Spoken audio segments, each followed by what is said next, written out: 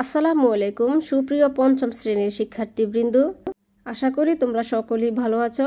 হাজির হয়ে গেলাম তোমাদের বিজ্ঞান বিষয়ের একটি নমুনা প্রশ্ন নিয়ে। তোমাদের দ্বিতীয় প্রান্তিক মূল্যায়নের জন্য সিলেবাসে যতটুকু রয়েছে তার মধ্য থেকে প্রশ্নটি তৈরি করা হয়েছে তোমাদেরকে ধারণা দেওয়ার জন্য। 1 নং প্রশ্নের উত্তরে আছে, 1 নং প্রশ্নের উত্তরে থাকবে সঠিক উত্তরটি উত্তরপত্রে লিখো। 1. নিচের কোনটি থেকে যান্ত্রিক শক্তি পাওয়া যায়? বায়ু প্রবাহ, জ্বালানি তেল, চুলার আগুন, তাপ। যেটা সঠিক শুধু সেটাই পরীক্ষার খাতায় লিখে দিলে চলবে। 2 এ আছে, উদ্ভিদ খাদ্য তৈরি করতে কোন শক্তিটি ব্যবহার করে? 3. খাদ্যের নিচের কোন শক্তিটি থাকে? আলোক শক্তি, তাপ শক্তি, যান্ত্রিক শক্তি, রাসায়নিক শক্তি। যেটা সঠিক সেটাই খাতায় লিখবে। 4. কোনটি জাঙ্ক ফুড? 5. জাঙ্ক ফুড খাওয়ার ফলে কোনটি হতে পারে? 6. মাছ ও মাংসে কোনটির মাধ্যমে পচন ধরতে পারে? 7. টাইফয়েডের জীবাণু নিচের কোনটির মাধ্যমে ছড়াতে পারে? 8. কোনটি ম্যালেরিয়া বা ডেঙ্গু রোগের বাহক? 9. সূর্যের চারদিকে একবার ঘুরে আসতে পৃথিবীর কত সময় লাগে? 10. বয়সন্ধিকালে নিচের কোনটি হয়ে থাকে? 2 নং প্রশ্নের উত্তরে আছে, শূন্যস্থান পূরণ করো। একটির জন্য 2 নাম্বার করে 5টা থাকবে, 5টারই উত্তর করতে হবে। 5 দুগুণে 10।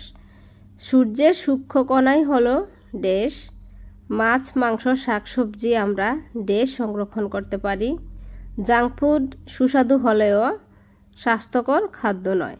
হাঁচি কাশির সময় টিস্যু বা রুমাল ব্যবহার করা উচিত।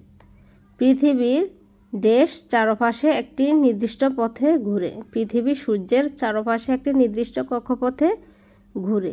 3 নং প্রশ্নের উত্তরে আছে, শুদ্ধ অশুদ্ধ নির্ণয় করো। এখানেও 5টা থাকবে, 5টারই উত্তর দিতে হবে। প্রতিটি প্রশ্নের মান থাকবে 2 করে। 5 দুগুণে 10। ক. তাপ এক প্রকার শক্তি, এটি শুদ্ধ। খ. সমস্ত শক্তির মূল উৎস বায়ু, এটা মিথ্যা। গয় আছে, জাঙ্ক ফুড সুস্বাদু এবং সুষম খাদ্য, এটা মিথ্যা। ডায়রি একটি বায়ুবাহিত সংক্রামক রোগ, এটাও মিথ্যা। কুকুরের কামড়ের মাধ্যমে জলাতঙ্ক রোগ ছড়ায়, এটা সঠিক। 4 নং প্রশ্নের উত্তরে আছে, বাম পাশের বাক্যাংশের সাথে ডান পাশের বাক্যাংশের মিল করে লিখো। তারপরে কয়ে আছে, কোনো কিছু করার সামর্থ্যই হলো শক্তি। সূর্য থেকে পাওয়া শক্তি সৌরশক্তি নামে পরিচিত। সুস্বাদু হলেও সুষম খাদ্য নয় জাঙ্ক ফুড। পদার্থের সূক্ষ্ম কণাই হলো পরমাণু। 5 নং প্রশ্নের উত্তরে আছে, সংক্ষিপ্ত প্রশ্নের উত্তর দাও।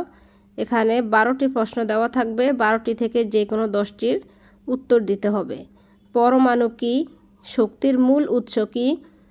শক্তির 2টি রূপের নাম লেখো।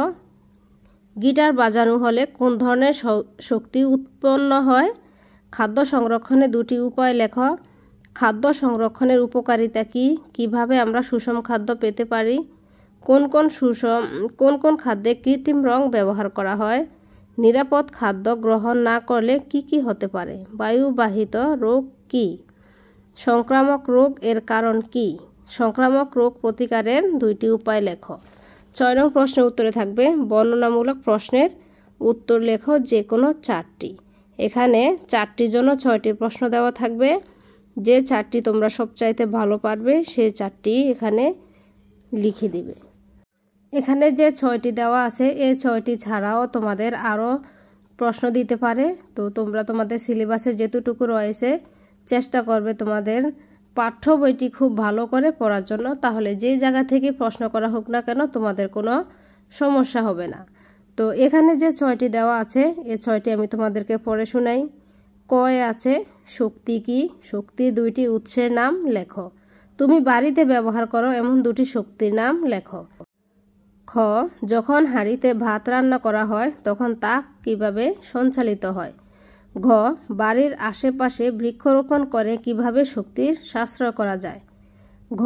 একটি বার্গারে বিভিন্ন ধরনের খাবার যেমন গরু ও মুরগির মাংস, টমেটো, লেটুস, পনির, পাউরুটি ইত্যাদি থাকে। তারপরে খুব বেশি বার্গার খাওয়া আমাদের শরীরের জন্য ক্ষতিকর কেন? খাদ্যে রাসায়নিকের ব্যবহার আমাদের স্বাস্থ্যের জন্য ক্ষতিকর কেন ব্যাখ্যা করো। ছ, সংক্রামক রোগ কিভাবে ছড়ায় তা ব্যাখ্যা করো। তো বন্ধুরা, আমার নমুনা প্রশ্নটি এতটুকুই ছিল। তোমরা এছাড়াও আরও প্রশ্নের উত্তর মুখস্থ করবে।